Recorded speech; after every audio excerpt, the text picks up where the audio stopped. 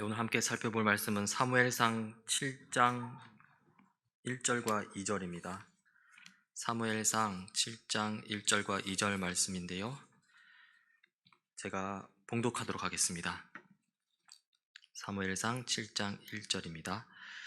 기럇 여아림 사람들이 와서 여호와의 궤를 옮겨 산에 사는 아비나답의 집에 들여놓고 그의 아들 엘리야사를 거룩하게 구별하여 여호와의 궤를 지키게 하였더니 궤가 기럇 여아림에 들어간 날부터 20년 동안 오래 있은지라. 이스라엘 온 족속이 여호와를 사모하니라. 아멘.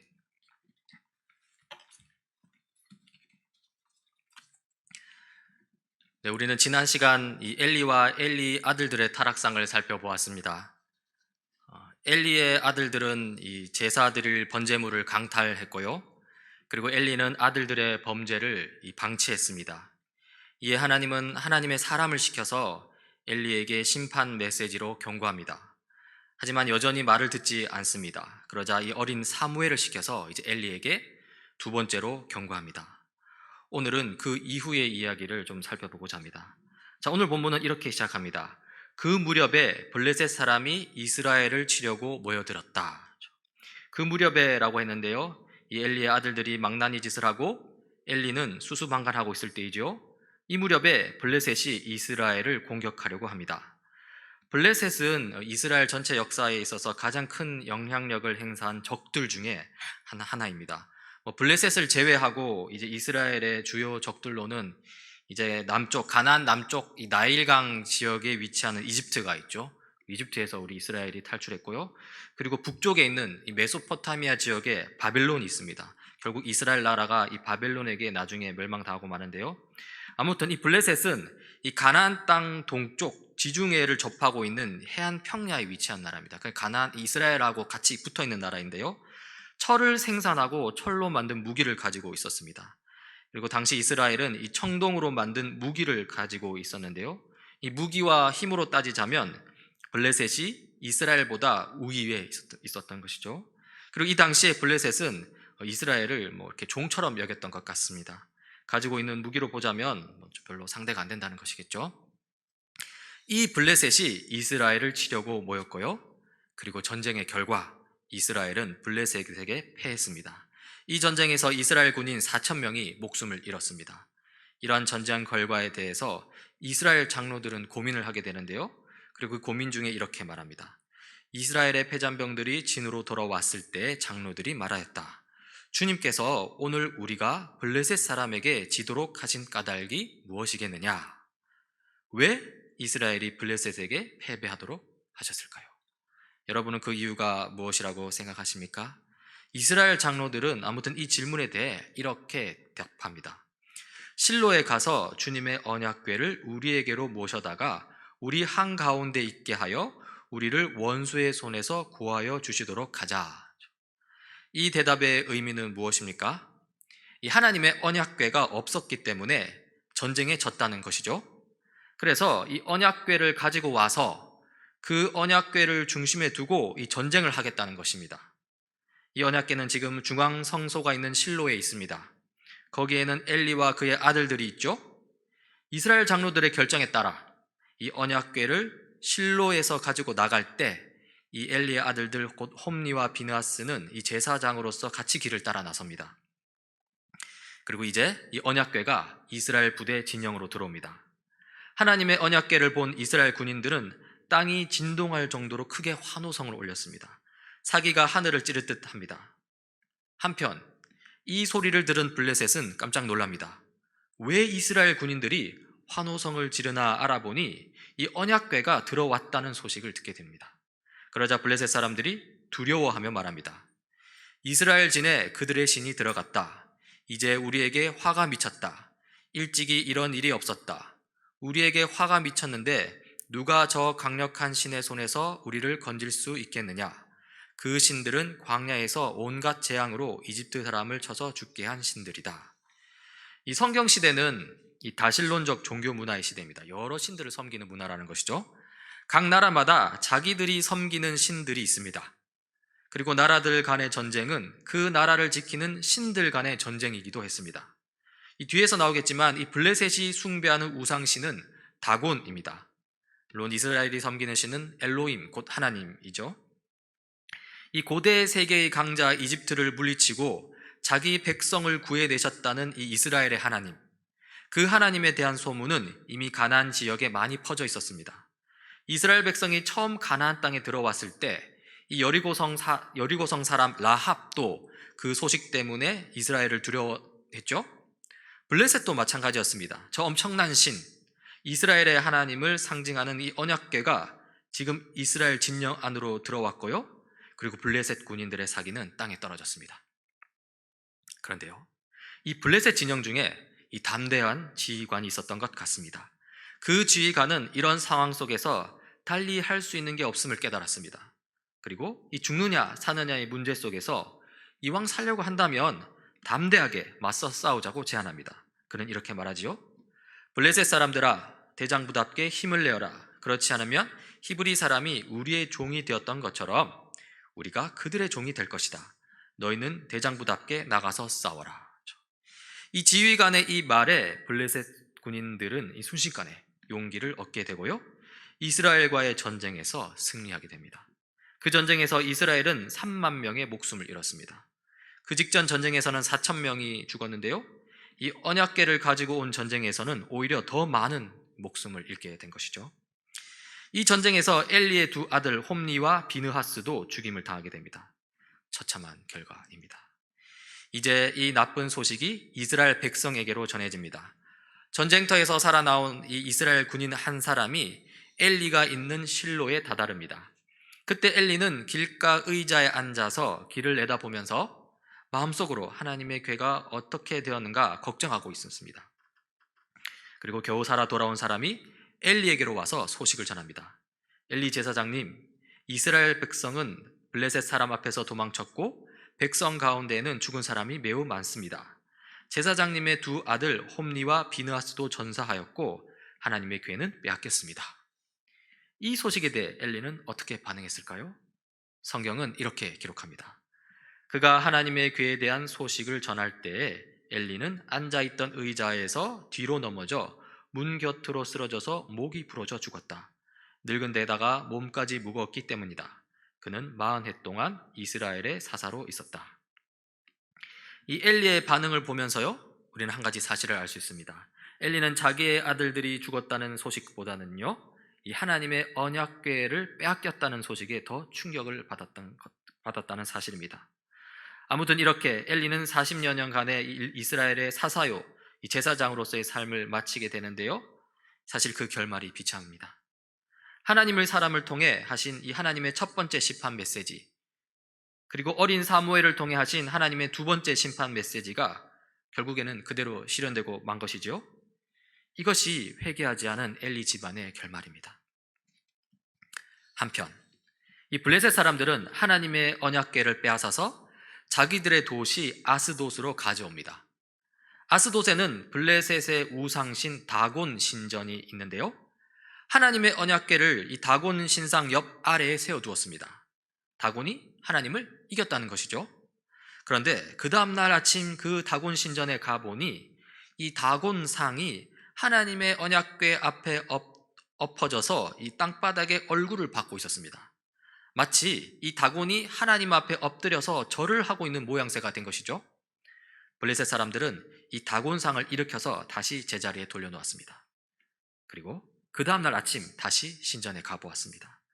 그런데 이제는 이 다곤상이 하나님의 언약궤 앞에 얼굴을 받고 있을 뿐 아니라요, 이 다곤의 머리와 두 팔목까지 부러져 있었습니다. 머리는 이 몸 전체를 관장하는 기관입니다. 머리가 잘렸다는 것은 그 기능을 완전히 상실했다는 것이죠.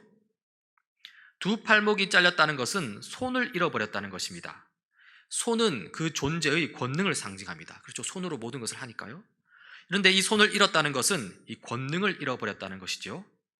이 모든 것은 이 다곤이 하나님의 상대조차 되지 않는다는 것을 보여주는 것입니다. 뿐만 아닙니다. 하나님께서 아스돗 사람들에게 악성 종양 이 재앙을 내리셨는데요, 악성 종양 때문에 아스돗 도시 이 자체가 망하게 생겼습니다. 결국 아스돗 사람은 이렇게 말하게 됩니다. 이스라엘의 신이 우리와 우리의 신 다곤을 무섭게 내리치니 그 신의 궤를 우리가 있는 곳에 두어서는 안 되겠다.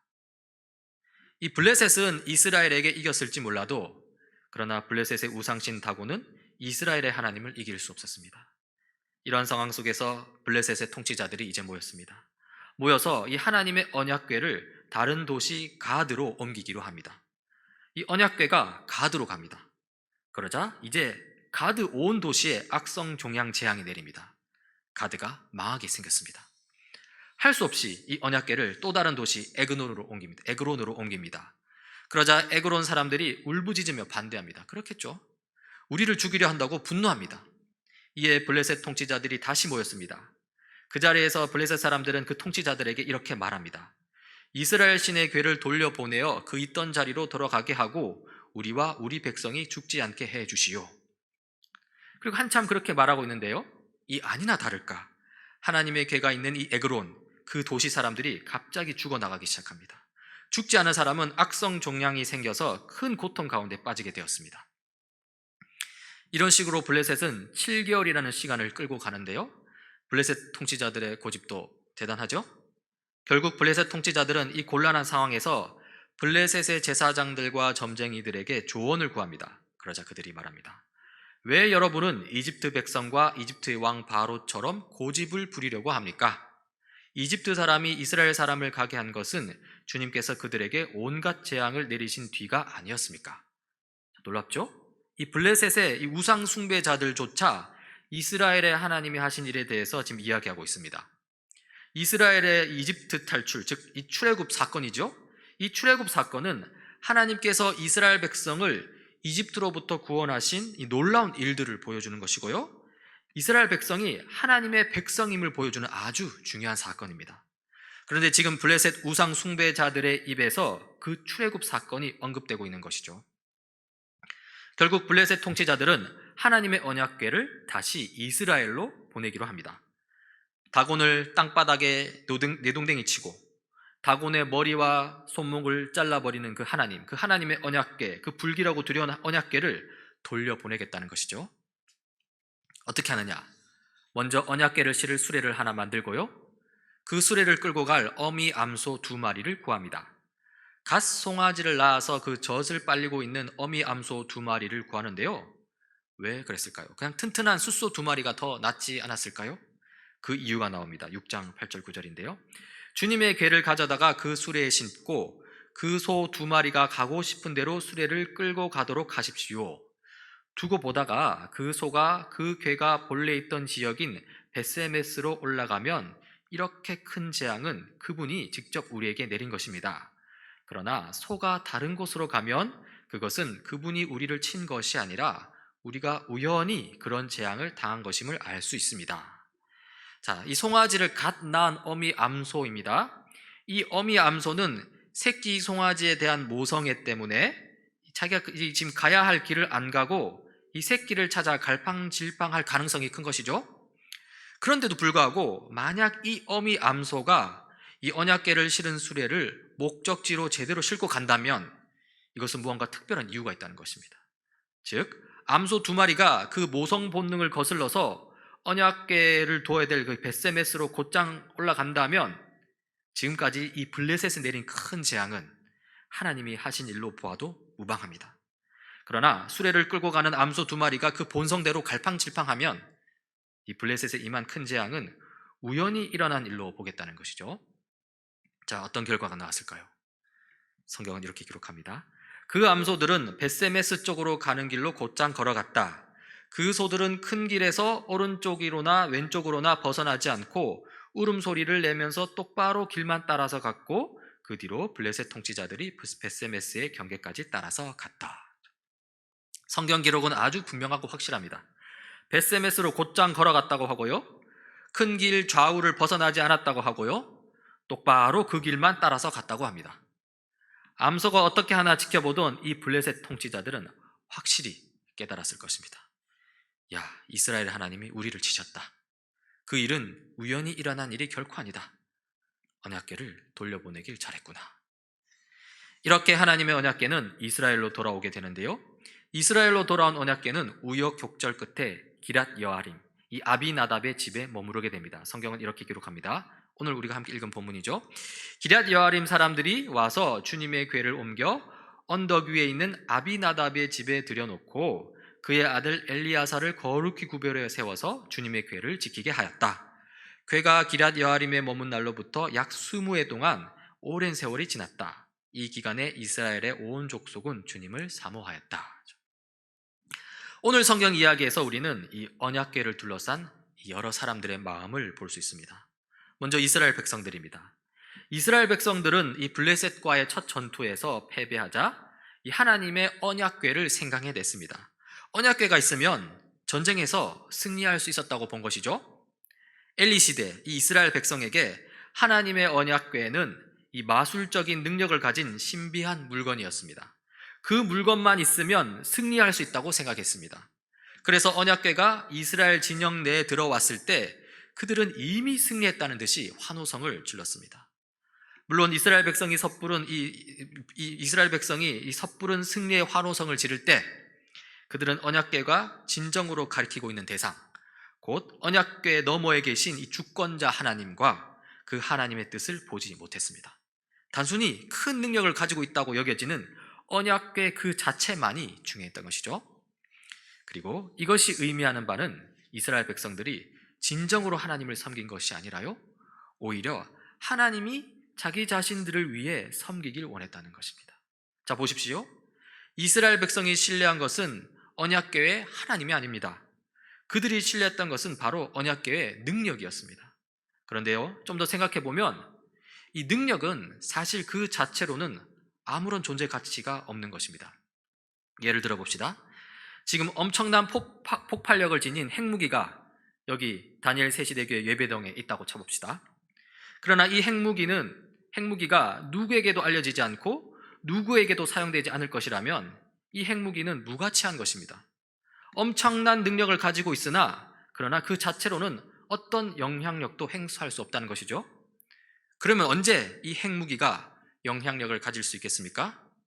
제가 이 핵무기를 우리 군 당국에 가져갔을 때입니다.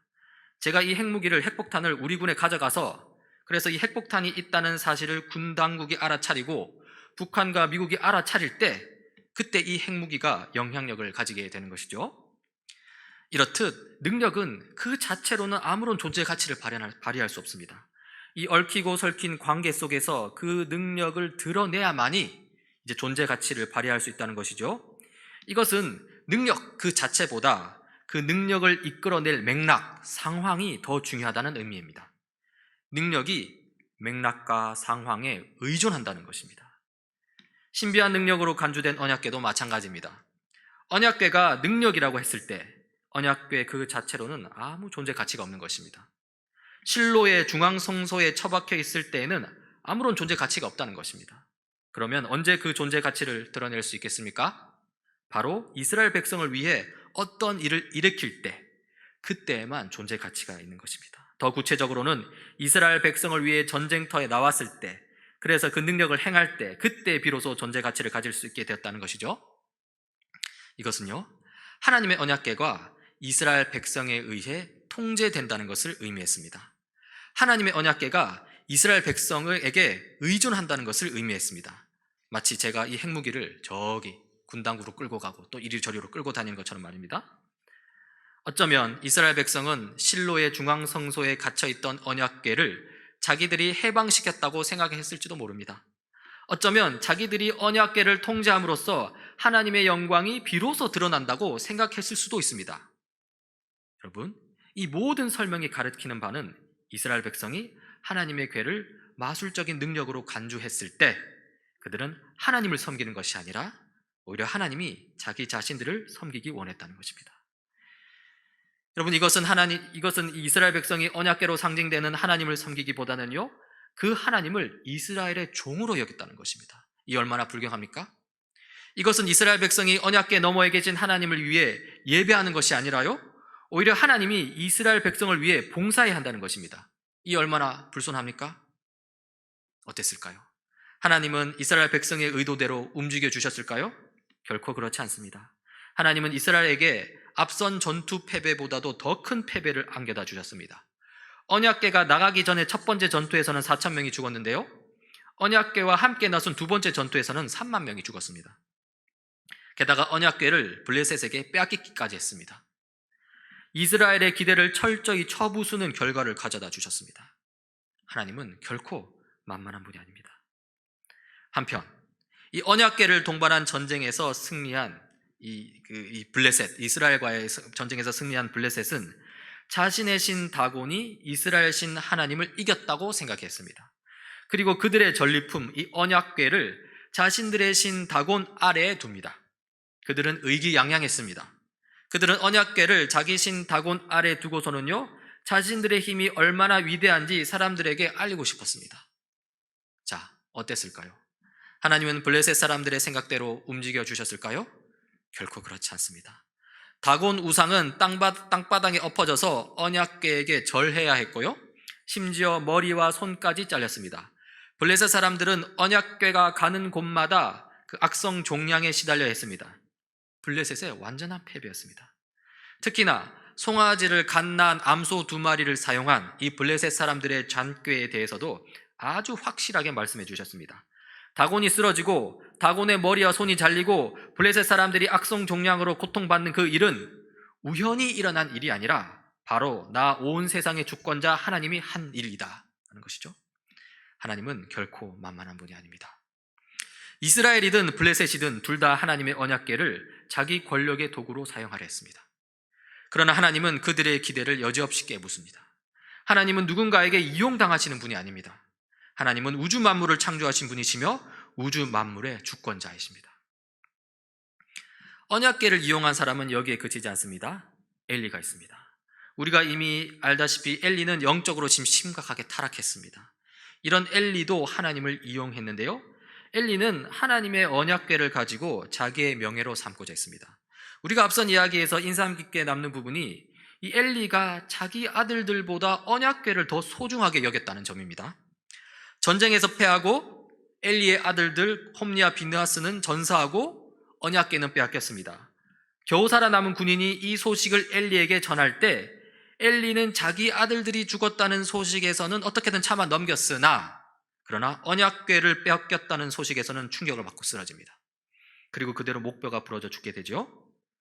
추측컨대 엘리는 자기 아들들에 대해서는 기대를 저버린 듯합니다. 왜 안 그렇겠습니까? 보다시피 아들은 엉망이었고요, 엘리는 그들을 올바로 다스리는 그 역할을 포기했습니다. 이제 엘리에게 남은 유일한 희망은 중앙성소, 특히 거기에 있는 언약궤였습니다. 언약궤는 자기 존재의 이유였고요, 자기의 명예였습니다. 40년 이스라엘 사서로서 지도자로서 살면서 엘리를 지탱해주는 도구였던 것이죠. 예, 맞습니다. 엘리에게 언약궤는 도구였습니다. 참으로 엘리는 하나님을 제대로 섬기지 못했고요, 중앙성소 언약궤를 자기 명예를 위해 이용했습니다. 그리고 그 언약궤가 블레셋의 손에 넘어갔다는 소식을 들었을 때, 그 자기의 명예를 지탱해주던 그 도구가 없어져 버렸다는 소식을 들었을 때 그는 생을 마감하고 말았습니다. 하나님은 엘리의 의도대로 움직이시는 분이 아닙니다. 하나님은 결코 만만한 분이 아니십니다. 하나님은 만물의 창조자이시며 만물의 주권자이십니다. 하나님은 자유로이 자기의 뜻을 이루어 가시는 참된 하나님이십니다. 자, 그렇다면 우리는 어떻습니까? 우리는 하나님을 이용하고 있습니까? 아니면 하나님을 예배하고 있습니까? 우리 시대의 3대 우상으로 돈, 권력, 명예를 들기도 하는데요, 이스라엘 백성은 하나님을 자기 권력의 도구로 삼고자 했고요, 엘리는 하나님을 자기 명예의 도구로 삼고자 했습니다. 말로는 하나님을 섬긴다고 했지만 실상은 권력을 섬기고 명예를 섬기고 있었던 것이죠. 그렇다면 오늘날 우리는 무엇을 섬기고 있을까요? 혹시 우리는 말로는 하나님을 섬긴다고 하지만 실상은 돈을 섬기고 있는 것은 아닐까요? 그들처럼, 이스라엘 백성처럼 권력을 섬기고 엘리처럼 명예를 섬기고 있는 것은 아닐까요? 사실 오늘날은 생존 그 자체를 섬기는 시대가 아닐까 싶습니다. 가장 풍요로운 시대라고 하지만 또 어떻게 보면 가장 불안한 시대를 살고 있습니다. 먹고 사는 문제, 이 생존의 문제에 함몰되어서요, 이 젊은이들은 연애도 포기하고 결혼도 포기하고 출산도 포기하고 내 집 마련도 포기하고 인간관계도 포기하고 심지어 꿈과 희망도 포기한다고 합니다. M4 세대라고 말하죠. 이렇게 다 포기해버리면 남는 것은 생존밖에 없습니다. 여러분, 하나님의 형상 인간이 생존을 최종적인 것으로 추구한다는 것은 정말 말이 안 되는 것입니다. 왜냐하면 그것은 짐승과 다를 바 없는 삶이기 때문입니다. 그런데 우리는 그런 짐승 같은 삶을 사는 시대를 지나고 있습니다. 하나님께서 일용할 양식을 주신다고 하셨는데 우리는 여전히 불안하여 하루 먹을 양식을 걱정합니다. 불안한 마음으로 하나님의 바지 끝자락을 겨우 붙들며 그렇게 살고 있는 것은 아닌지 돌아보게 됩니다. 이것 또한 생존을 위해 하나님을 이용하는 셈인데요, 참으로 암울한 시대입니다. 오늘 함께 살핀 성경 본문 이야기는 오늘날 우리 시대와 마찬가지로 암울합니다. 블레셋과의 전투에서 패배하고 그리고 하나님을 예배하는 것에서도 실패하죠. 그러나 하나님께서는 이러한 암울함 속에서 이스라엘 백성을 그냥 내버려 두시지 않고 소망을 보여주시는데요, 사무엘상 7장 1절 2절에서 그 소망을 우리는 발견할 수 있습니다. 제가 한번 읽어보겠습니다. 기럇 여아림 사람들이 와서 주님의 궤를 옮겨 언덕 위에 있는 아비나답의 집에 들여놓고 그의 아들 엘리야사를 거룩히 구부려 세워서 주님의 궤를 지키게 하였다. 하나님의 언약궤가 기럇 여아림에 머문 날로부터 약 20해 동안 20년 동안 오랜 세월이 지났다. 그 기간에 이스라엘의 온 족속은 주님을 사모하였다. 이 구절은 언약궤가 다시 이스라엘로 돌아온 후 상황입니다. 이스라엘 땅 기럇 여아림, 특히 아비나답의 집에서 이 언약궤가 20년 동안 머물렀다고 나오죠. 그렇다는 것은 이 20년이 지난 이후에 어떤 특별한 일이 일어났다는 것입니다. 그리고 그 특별한 일이 일어나기까지 이스라엘 온 족속이 주님을 사모하였다고도 하는데요, 이것은 그 특별한 일에 이스라엘의 소망이 담겼다는 것을 의미하기도 합니다. 그러면 이 하나님의 언약궤가 기럇 여아림, 이 아비나답의 집에 머문 날로부터 20년 후에 무슨 일이 일어났을까요? 무슨 일이 있었는지 그 부분이 저 뒤에 사무엘하 6장에 나옵니다. 제가 한번 읽어보겠습니다. 그들이 산에 있는 아비나답의 집에서 하나님의 궤를 싣고 나올 때, 그렇죠? 아비나답의 집에서 지금 하나님의 궤를 싣고 나옵니다. 누가? 다윗과 이스라엘의 모든 가문은 온 힘을 다하여 잣나무로 만든 온갖 악기와 수금과 검은고를 타며 소구와 꽹과리와 심벌들을 치면서 주님 앞에서 기뻐하였다. 예, 이 성경 구절은 다윗이 이스라엘의 왕이 된 이후에 기럇 여아림에 있는 아비나답의 집에 20년 동안 머물러 있던 언약궤를 예루살렘으로 가져오는 장면인데요, 다윗 왕이 온 힘을 다하여서 악기를 치면서 주님 앞에서 기뻐하였다고 나옵니다. 즉 이스라엘이 기다리던 왕, 기름 부어 세운 왕, 다윗 왕이 등장하죠. 여기서 우리가 주목해야 할 점은요, 이 다윗 왕이 등장하는 사무엘하 6장 바로 앞 사무엘하 5장에서 이 다윗 왕이 블레셋을 무찌른 장면이 나온다는 것인데요, 그 일부분을 읽어보겠습니다. 다윗이 기름 부음을 받아 이스라엘의 왕이 되었다는 소식을 블레셋 사람이 듣고 온 블레셋 사람이 다윗을 잡으려고 올라왔다. 다윗이 이 말을 듣고서 요새로 내려갔다. 다윗은 주님께서 명하신 대로 게바에서 게셀에 이르기까지 쫓아가면서 블레셋 군대를 무찔렀다. 그리고 또 다윗 왕이 등장하는 이 사무엘하 6장, 이 다음 장 사무엘하 7장에서는요, 다윗으로부터 후계자가 나와서 하나님 나라를 튼튼히 하겠다는 예언을 이 나단 선지자로부터 듣는데요, 그 일부분 읽어보겠습니다. 너의 생애가 다하여서 네가 너의 조상들과 함께 묻히면 내가 네 몸에서 나올 자식을 후계자로 세워서 그의 나라를 튼튼하게 하겠다. 바로 그가 나의 이름을 드러내려고 집을 지을 것이며 나는 그의 나라의 왕위를 영원토록 튼튼하게 하여 주겠다. 이것은 예수 그리스도를 가리키는 것이겠죠. 사실 이러한 구조는 오늘 우리가 살피고 있는 사무엘상, 그렇죠? 사무엘상 4장, 5장, 6절, 7장 본문과 아주 유사합니다. 오늘 함께 살핀 사무엘상 본문은 블레셋과의 전투 후에 언약궤를 기럇 여아림으로 가져오고요, 거기서 주님을 또 사모한다고 나오죠. 이러한 구조는 사무엘하에서도 나타나는데요, 블레셋과의 전투 후에 언약궤를 예루살렘으로 가져오고요, 거기서 영원한 주님이신 예수 그리스도에 관한 소망의 예언을 듣게 되죠. 당연히 예수 그리스도는 온 이스라엘이 궁극적으로 사모하는 바로 궁극적인 다윗, 바로 그 메시아입니다. 이렇듯 사무엘상 7장 1절 2절 성경 구절은요, 비록 지금은 암울하나 그러나 종국에는 블레셋으로 대표되는 타락한 세상 나라를 무찌르고 예수 그리스도에 의한 하나님 나라 통치를 미리 보여주고 소망하고 있는데요, 이것이 바로 우리 그리스도인이 궁극적으로 소망해야 할 꿈과 비전이라고 할 수 있습니다. 물론 이 하나님 나라가 엘리야 사무엘 시대, 즉 구약 시대에서 바라볼 때에는 하나로 겹쳐 보이지만요, 신약 시대에 이르러 가까이에서 보니 초림과 재림으로 나누어져 있음을 발견하게 되고요, 지금 우리는 예수님의 초림을 지나 앞으로 완성될 하나님 나라, 예수님의 재림을 기다리고 있는 상황이죠. 그렇습니다. 하나님은 사람에게 이용당하시는 분이 아닙니다. 오히려 하나님은 자신의 주권적 의지에 따라 원래 계획대로 차근차근 하나님 나라의 비전을 이루어 가시는 분이십니다. 따라서 우리가 해야 할 일은 나의 뜻을 이루기 위해서 하나님을 이용하는 데 있지 않습니다. 우리가 해야 할 일은 하나님께서 자신의 뜻을 이루기 위해 그 계획을 하나씩 이루어 가실 때 우리 또한 우리의 뜻을 접고 하나님의 뜻과 계획에 동참하는 데야 된다는 것이죠. 그것만이 참으로 우리 인생을 의미 있고 풍요롭게 만들 것입니다. 말씀을 마무리하고자 합니다. 마무리하면서 이스라엘 백성과 엘리가 오해한 이 언약궤에 대해서, 그렇다면 언약궤를 어떻게 제대로 이해하는지 좀 짧게 말씀드리고 마치고자 하는데요, 언약궤 안에는, 언약궤가 이 관이거든요. 궤잖아요. 궤. 그 안에는 뭔가 들어가 있는데요. 뭐가 들어있냐면 이집트 왕 바로 앞에서 기적을 보여주었던 이 아론의 쌍난 지팡이가 들어있습니다. 그리고 모세가 신에서 받은 십계명 2돌판이 들어있습니다. 그리고 광야 40년 동안 이스라엘 백성이 먹었던 만나가 담긴 항아리가 들어있습니다.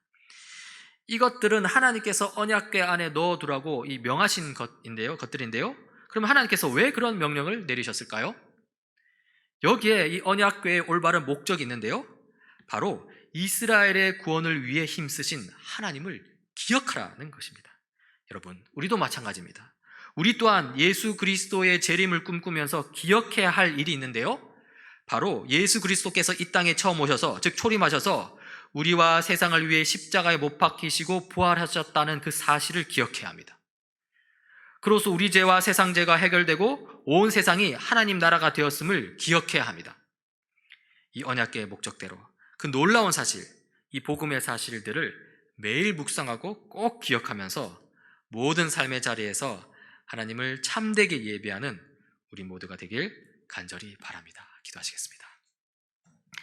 하나님 아버지, 수많은 사람들이 하나님을 도구화시키고 이용하려 합니다. 그러나 하나님은 이용당하지 않으시고 오히려 하나님 나라 원래 계획을 끝까지 실행하시는 분임을 보게 됩니다. 우리 또한 우리 자신의 돈, 권력, 명예를 위해 하나님을 이용하지 않게 하소서. 복음을 묵상하고 복음을 기억하는 가운데 하나님 나라를 끝까지 실행하시는 하나님을 보게 하시고 우리 또한 그 하나님 나라에 동참할 수 있게 하옵소서. 이 모든 말씀 예수님 이름으로 기도드립니다. 아멘.